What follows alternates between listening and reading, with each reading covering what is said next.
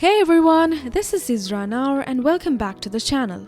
Today we are talking about one of the most eye-opening personal finance books out there, The Millionaire Next Door by Thomas J. Stanley and William D. Danko. This book breaks down what millionaires in America really look like, and trust me, they're not who you think. So let's get into the key takeaways and see what we can learn from these hidden millionaires. Spoiler alert, it's not about fancy cars and flashy lifestyles. Millionaires aren't who you think they are. Let's start with the biggest shocker from the book. Most millionaires don't look like millionaires.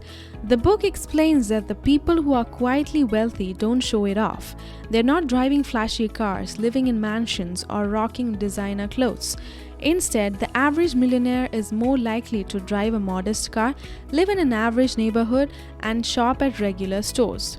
In fact, many of the rich people we see splurging on luxury items might not be millionaires at all.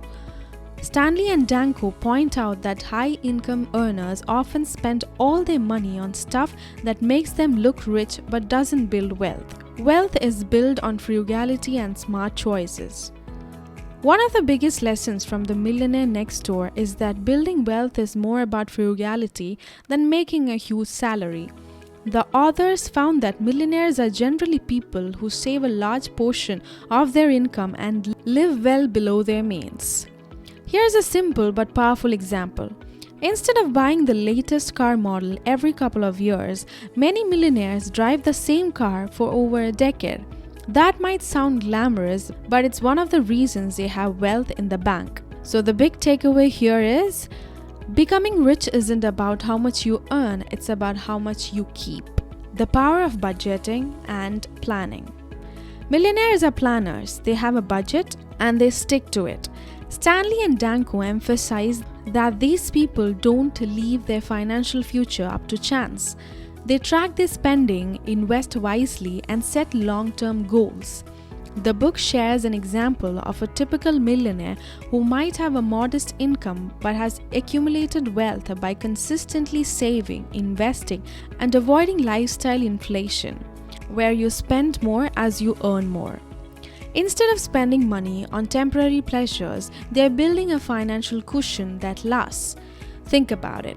How often do we create a budget and actually stick to it? The millionaires next door do it all the time. It's their secret sauce to staying wealthy. Time and compound interest are your best friends. One of the most practical lessons from the book is the importance of starting early and letting compound interest work its magic. The sooner you start saving and investing, the longer your money has to grow. A classic example the book mentions is that many millionaires don't wait until they're making big bucks to start saving. They begin investing as early as possible, even with modest sums, and over time, the power of compound interest turns those small investments into significant wealth. So even if you're just starting out, don't wait for a big paycheck to begin investing. Start now, even if it's small. Economic outpatient care, the downside of helping too much. Here's a really interesting and counterintuitive idea from the book. Helping your kids too much financially can actually hurt them. Stanley and Danko call this economic outpatient care. It's when wealthy parents give their adult children financial handouts like paying for their houses or giving them lavish gifts. The book argues that this can make children dependent and less motivated to build their own wealth.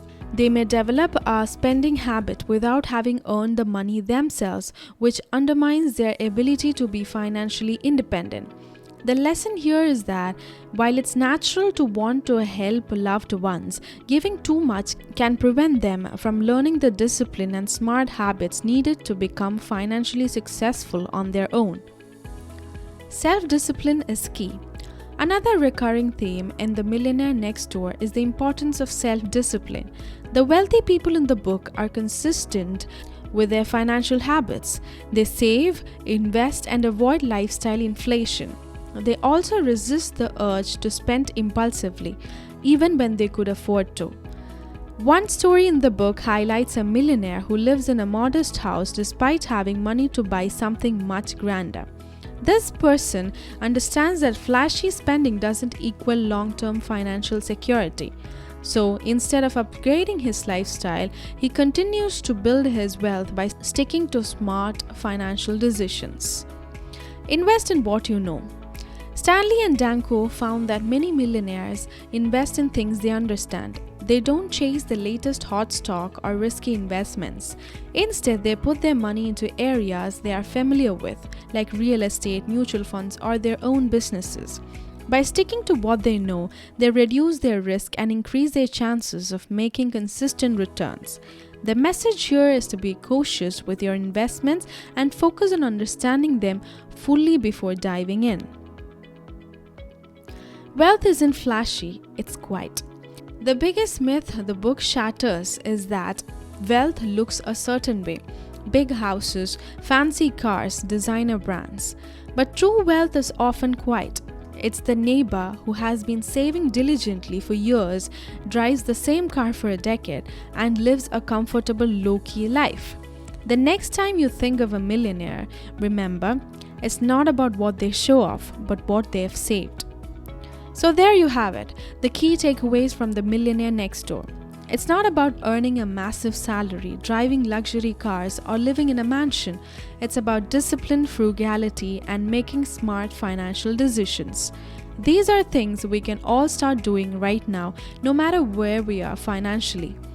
If you found this breakdown helpful, make sure to like and subscribe for more videos like this.